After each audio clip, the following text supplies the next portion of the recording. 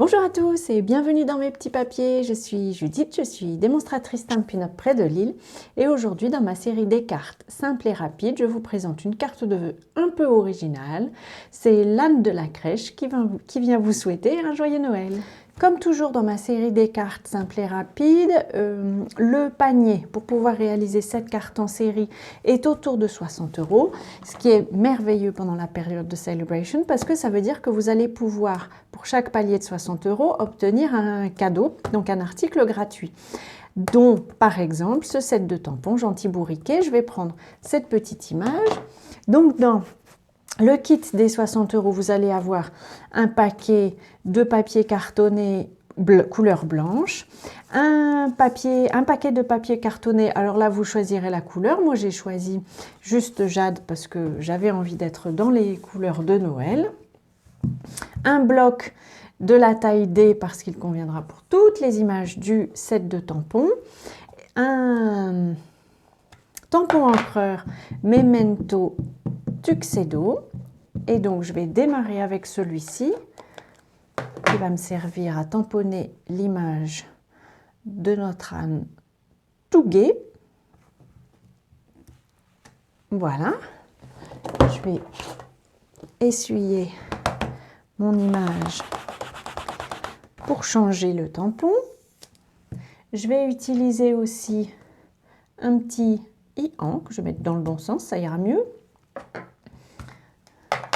Alors le set de tampons, évidemment, puisqu'il a vocation à être vendu à partir de janvier, ça n'est pas un set de tampons de Noël, c'est moi qui l'ai détourné. Mais on a quand même quelques jolies petites étoiles. Et quand même, je trouve que pour annoncer un joyeux Noël, c'est plutôt pas mal.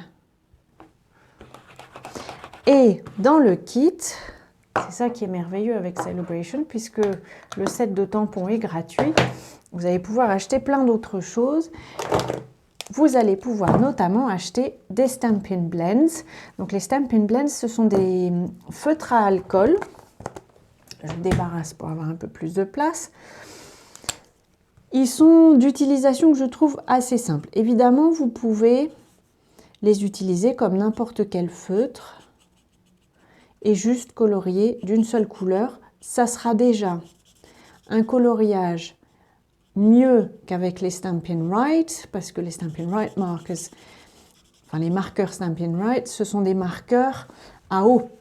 Et du coup, quand vous faites, si vous coloriez comme ça en faisant des lignes, vous allez voir les lignes, elles vont apparaître.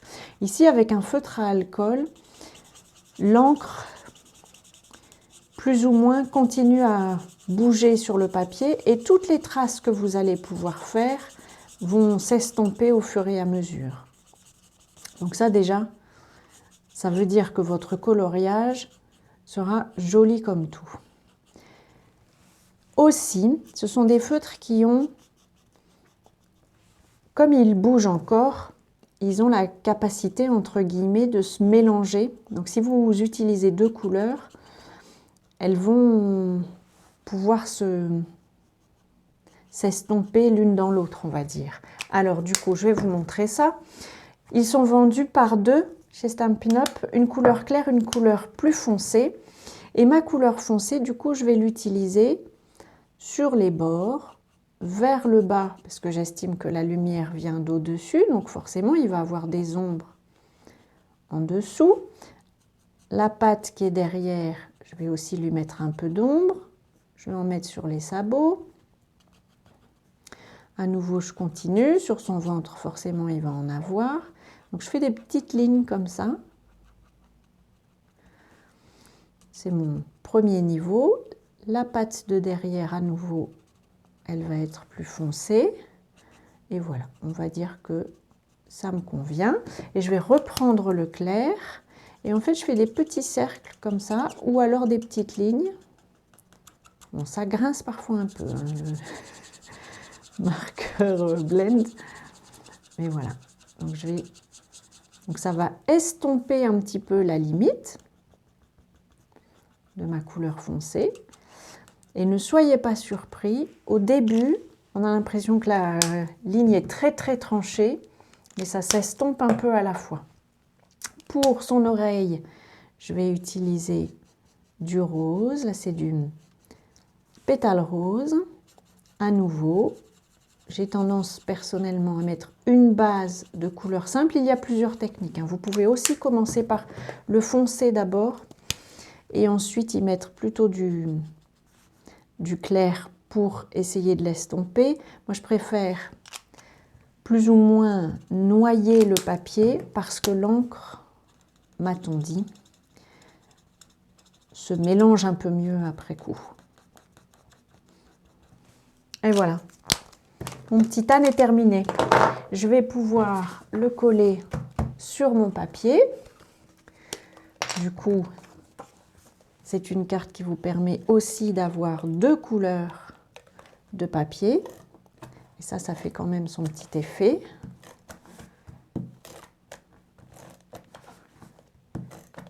Voilà.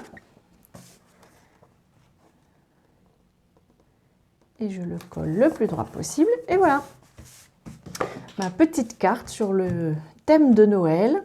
Si vous voulez l'utiliser avant Noël, il y a une technique très simple. Il suffit de devenir démonstratrice. Alors vous savez, chez Stampin' Up, on n'est pas obligé de devenir vendeur et d'animer des ateliers. Vous pouvez simplement être votre seule cliente. Toutes les explications à ce sujet sont sur mon site. Je vous mettrai le lien dans la barre d'infos. Et puis avant notre prochaine rencontre créative, je vous souhaite de passer de belles journées et je vous embrasse.